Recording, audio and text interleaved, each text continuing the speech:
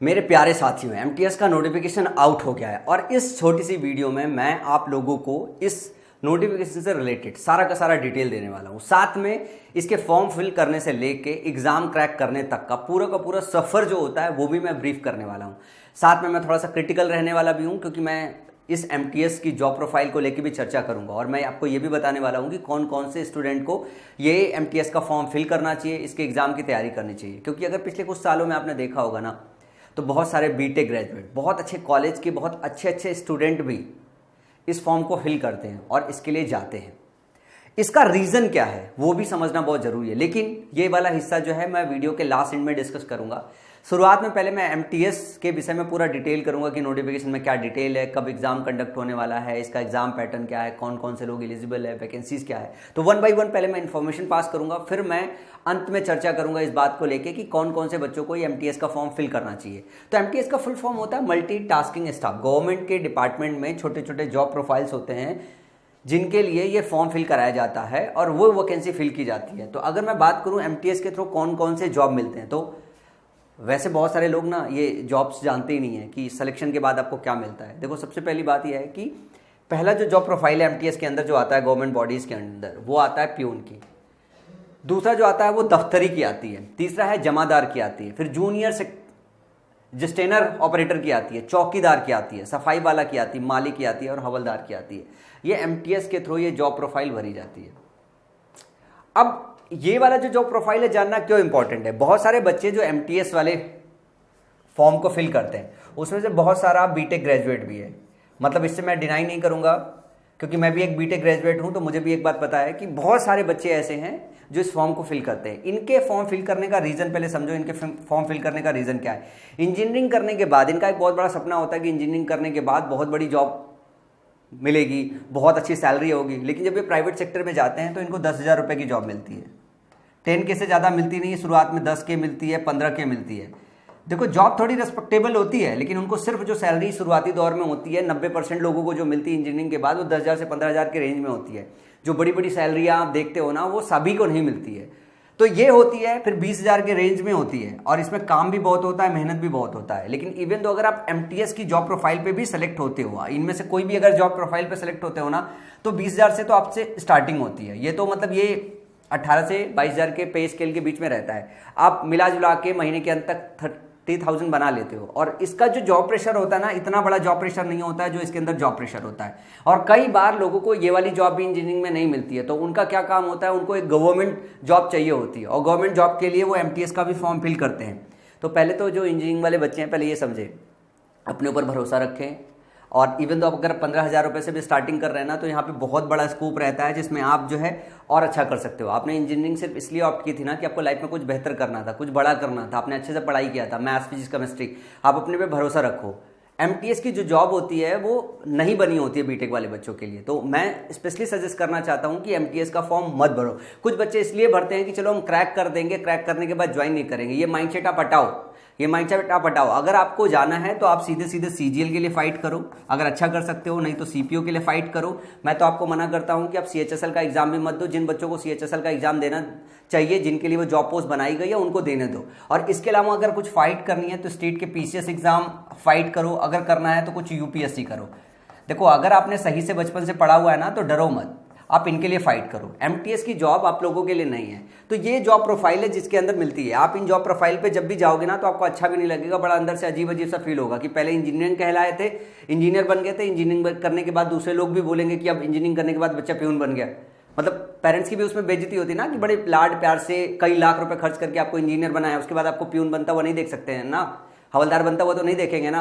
ये एक दिक्कत है। बहुत सारे बच्चे ऐसे होते हैं जो बचपन से सिर्फ दौड़ भाग करते हैं, जो पढ़ते नहीं, जो अच्छे से नहीं पढ़ते हैं, फिर उनको इस चीज़ का शौक होता है। तो उन सारे लोगों के लिए ये सारी जॉब प्रोफाइल बनाई गई। बहुत सारे ऐसे लोग भी हैं जिनका एजुकेशन और आगे तक नहीं जा पाता है, तो उनके लिए जॉब प्रोफाइल बनाई गई है ताकि वो भी कम से कम एक नॉर्मल लाइफ जी सके गवर्नमेंट की जो जॉब फिल करके। चलो, मैं एमटीएस के विषय में, इसके नोटिफिकेशन के विषय में थोड़ा सा डिटेल देता हूं। ये देखो, डेट्स है 22 मार्च को इसका नोटिफिकेशन आउट हुआ है, ठीक है। और इसका जो रजिस्ट्रेशन का प्रोसेस है 30 अप्रैल तक है। मतलब अगले महीने के लास्ट डे तक आप इसका फॉर्म फिल कर सकते हो। जो पेमेंट का डेट है लास्ट, वो 2 में है और ऑनलाइन जो है वो 3 मई तक है, ऑफलाइन 2 मई तक है। उसके बाद जो है ये चलान वाली बात हो रही है, यहाँ पे चल रहा है। और उसके बाद जो इसका एडमिट कार्ड का स्टेटस जो जारी होने वाला है वो जून जुलाई में जो है जाके जारी होगा। उसके बाद अगर हम एग्जाम डेट की बात करें तो जुलाई 2022 में शेड्यूल है। अभी एग्जैक्ट डेट नहीं आया है पर जुलाई 2022 में, मतलब जुलाई के आसपास जो है आपका ये एग्जाम कंडक्ट होगा।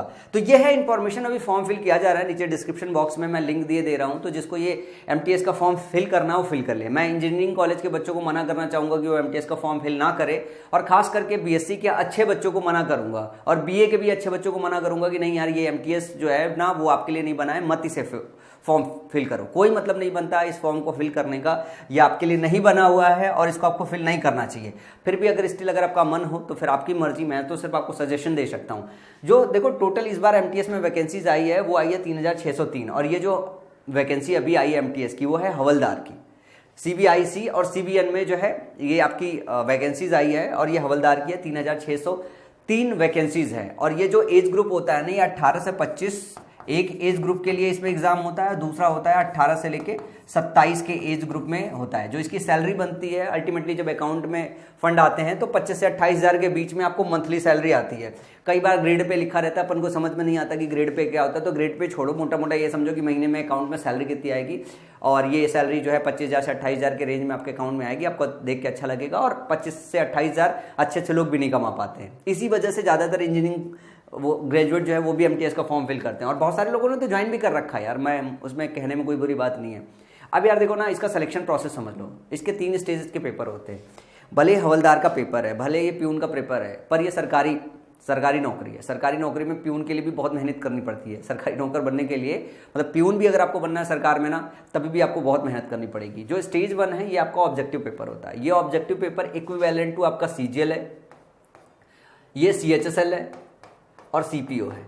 मतलब जो पेपर आप सीजीएल, सीएचएसएल, सीपीओ के लिए प्रिपेयर करते हो, उसको क्रैक करने के लिए उसका 80% जो टफनेस है वो यहाँ पे रहता है। मतलब 20% हल्का पेपर आता है, लेकिन सेम वही फेज 1 का पैटर्न रहता है, और 80% जो है टफनेस बनी रहती है। तो मतलब अगर आप तैयारी कर रहे हो तो आपको वही सेम रिसोर्सेज इस्तेमाल करने होते हैं जो सीजीएल के लिए इस्तेमाल करते हो, जो सीएचएसएल के लिए इस्तेमाल करते हो, जो सीपीओ के लिए इस्तेमाल करते हो, सब वही रहता है।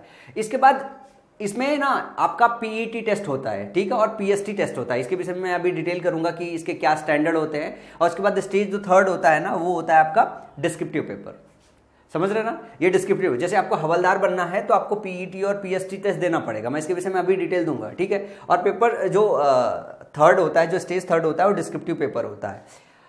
अब मैं अगर इसमें बात करूं तो पहले तो स्टेज 1 का आप क्वेश्चन पैटर्न देख लो। टोटल 100 क्वेश्चन आएंगे, और 25-25-25-25 मिलेगा। यही आपका सीजीएल का पैटर्न है, यही सीपीओ का, यही सीएचएसएल का, और यही एमटीएस का आपका पैटर्न है। इस वजह से सेम प्रिपरेशन का लेवल आपको चाहिए होता है। जो सीएचएसएल के लिए चाहिए वही एमटीएस के लिए चाहिए, वही सीपीओ के लिए, वही सीजीएल के लिए चाहिए। और सिंगल स्टेज के क्वेश्चन होते हैं तो थोड़े ज़्यादा ही टफ कभी कभी आ जाते हैं, तो आपको फुल प्रिपेयर होना पड़ेगा।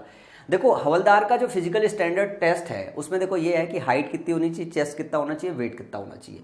मेल के लिए 157.5 सेंटीमीटर हाइट होनी चाहिए, ठीक है। 76 सेंटीमीटर जो है चेस्ट होना चाहिए, और वो भी अनएक्सपेंडेड, मतलब जब अपने ऐसे तान ना रखा हो तब की बात हो रही है। फीमेल के लिए 152, और यहाँ पे फीमेल का चेस्ट साइज नहीं देखा जाता है, और फीमेल का वेट मिनिमम 48 kg होना चाहिए, ये मेंशन है। और अगर हम फिजिकल एफिशिएंसी टेस्ट की बात करें तो 1600 मीटर 15 मिनट में, मतलब 1.5 किलोमीटर से थोड़ा ज़्यादा 15 मिनट में दौड़ सकते हो। फीमेल के लिए जो है 1 मिनट